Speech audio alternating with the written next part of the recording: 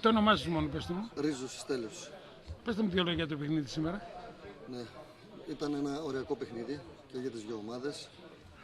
Νομίζω ότι μπορεί να μην είναι ένα πάρα πολύ καλό παιχνίδι, αλλά ήταν ο άγχος και για τις δύο ομάδες πάρα πολύ σημαντικός παράγοντας. Νομίζω ότι ίσως εμείς το θέλαμε πιο πολύ και γι' αυτό, ειδικά στο δεύτερο ημίχρονο, πιέσαμε λίγο παραπάνω, κάναμε κάποιες ευκαιρίες και στο τέλος η προσπάθειά μας ευωδόθηκε.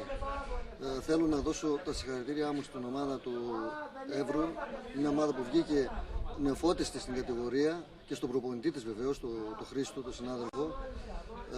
Κάνανε εξαιρετική δουλειά, έχουν βέβαια πραγματικά και πάρα πολύ καλά παιδιά, το ξέραμε εμείς, ξέραμε τα ατού αυτής της ομάδος και φτάσαν μια νεοφώτιστη ομάδα να φτάσει σε ένα οριακό τέτοιο παιχνίδι. Εμείς είμαστε η παλαιότερη ομάδα στην Δέλτα Εθνική, τουλάχιστον για το δικό μας τον νόμο, αλλά νομίζω και σε όλη τη Δέλτα Εθνική, και το θέλαμε πολύ, φέτος το θέλαμε πολύ.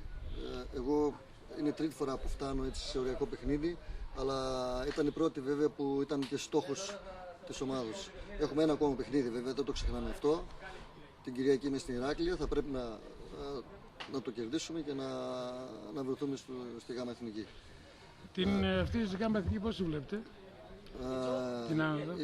Η Γάμα Εθνική, νεοφώτιστα είμαστε εκεί, αλλά νομίζω ότι στις αίρες μπορούμε να κάνουμε μια πολύ καλή ομάδα με πολύ λίγες προσθήκες στη δικιά μας την ομάδα. Υπάρχουν ποδοσφαιριστές, υπάρχουν καλοί ποδοσφαιριστές και αν όλα πάνε καλά, η λογική μας θα είναι αυτή. Θέλω να δώσω συγχαρητήρια και στον κόσμο και του Εύρου και το δικό μας που ήρθαν και στήριξαν σήμερα τις ομάδες. Για μας, για το Μέγα Αλέξανδρο, είναι μια μεγάλη μέρα. Ευχαριστώ πολύ. Πάμε, Χρήστο.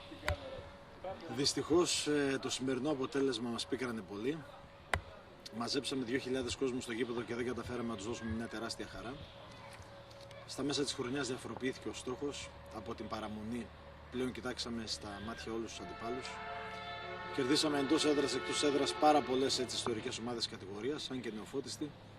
Και δεν το κρύψαμε από την 20η αγωνιστική και μετά ότι το ποδόσφαιρο που παίζαμε ήταν το καλύτερο στην κατηγορία. Φτάσαμε στο παραπέντε, δεν καταφέραμε να κρατήσουμε το σκορ όπως έπρεπε. Σε μια ανύποπτη φάση φάγαμε ένα γκολ και μετά αντιδράσαμε τελείως λάθος. Αυτό το οποίο μπορούμε να πούμε είναι πολλά συγχαρητήρια στους παίχτες για αυτό που πρόσφεραν όλη τη χρονιά και ένα μεγάλο συγγνώμη στον κόσμο που παρόλο που τους μαζέψαμε και τους δώσαμε μεγάλη ελπίδα ότι θα κάνουμε το κάτι παραπάνω για το ποδόσφαιρο του νομού, το κάτι παραπάνω τελικά ήταν η δεύτερη θέση και όχι η πρώτη θέση. Συγχαρητήρια στην αντίπαλη ομάδα.